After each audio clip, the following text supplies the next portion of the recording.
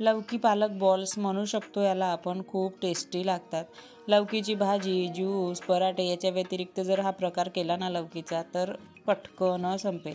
तर बाहेरून मस्त असा क्रिस्पी आणि आतून बघू शकता तुम्ही असा मस्त असा शिजलेला आहे। लौकीचा किस आणि पालकचं कॉम्बिनेशन एक नंबर लागत होतं।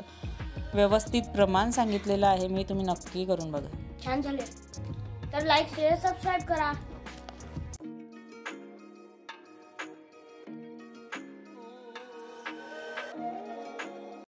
लौकी आहे ही, हिला लौकीला स्वच्छ धुवायची आणि मस्तपैकी अशा प्रकारे किसून घ्यायची। तुम्ही जाड किस घेऊ शकता किंवा बारीकसुद्धा घेतला तरी चालेल, पण मी जाडच किस घेतलेला आहे।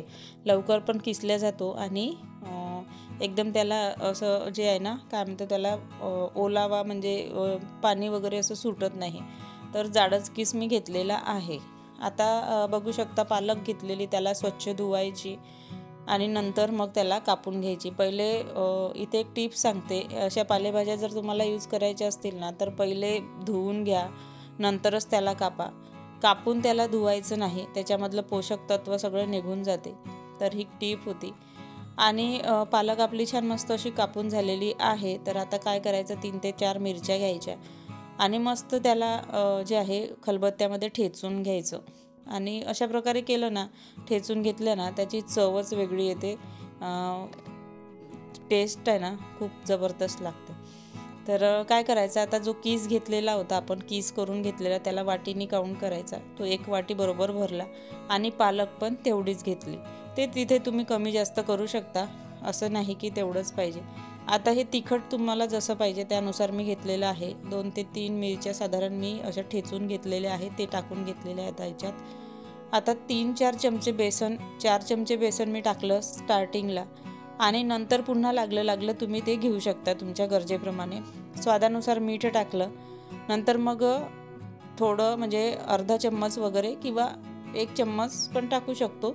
आमचूर पावडर आहे हे 1 चम्मच छोट्या चमच्याने। 1 ते 1.5 चम्मच जिरा पावडर आहे। जिरंसुद्धा तुम्ही भाजून खलबत्त्यामध्ये कुटूनसुद्धा टाकू शकता।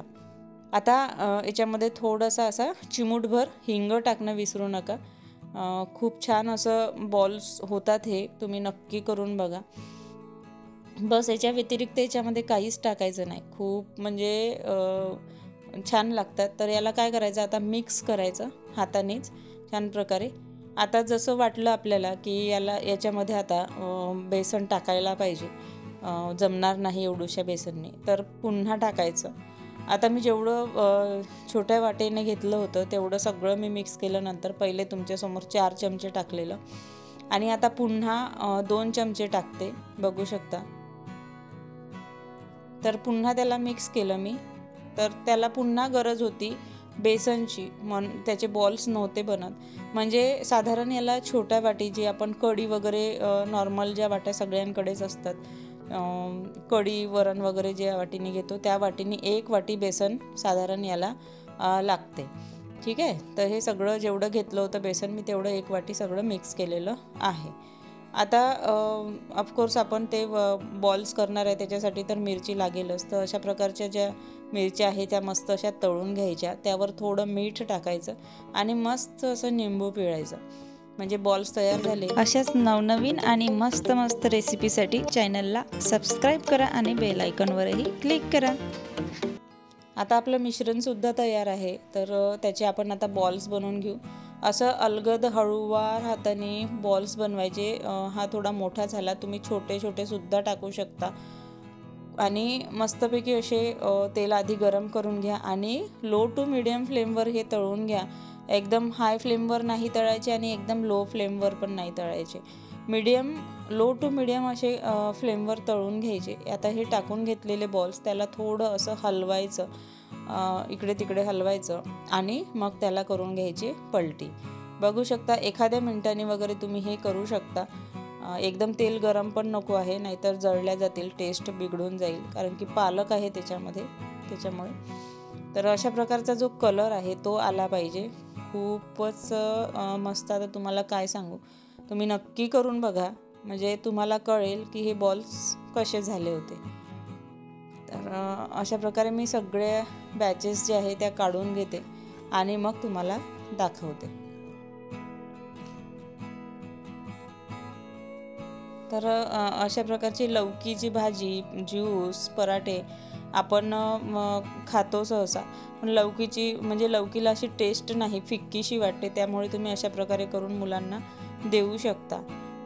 त्याचा ज्यूस पण छान लागतो. तर आता आपले बघू शकता बॉल्स जे आहे तळून झालेले आहेत आणि मस्त असे सर्व करून घ्यायचे. हिरवी मिरची तळलेली, त्याच्यावर लिंबू पिळलेलं आणि हिरवी चटणी. आहा, एक नंबर लागतात. तुम्ही पण करा आणि जर तुम्ही कराल ना तर मला नक्की कमेंट करून सांगा की कसे झाले, कारण की खूप मस्त झाले होते, एक नंबर झाले होते. आता काय सांगू. तर अशा प्रकारे व्हिडिओ आवडला तर व्हिडिओला लाईक करा, चॅनलला सबस्क्राईब करा आणि सबस्क्राईब केलं तर बेल आयकॉन नक्की प्रेस करा. आणि फेसबुक पेजवर जर हा व्हिडिओ पाहत असाल ना तर पेजला लाईक आणि फॉलो करायला विसरू नका. असेच नवनवीन व्हिडिओ मी टाकत असते, सिंपल सोबर, जे आपल्याला हाताखालचे असतील साहित्य त्यामध्ये.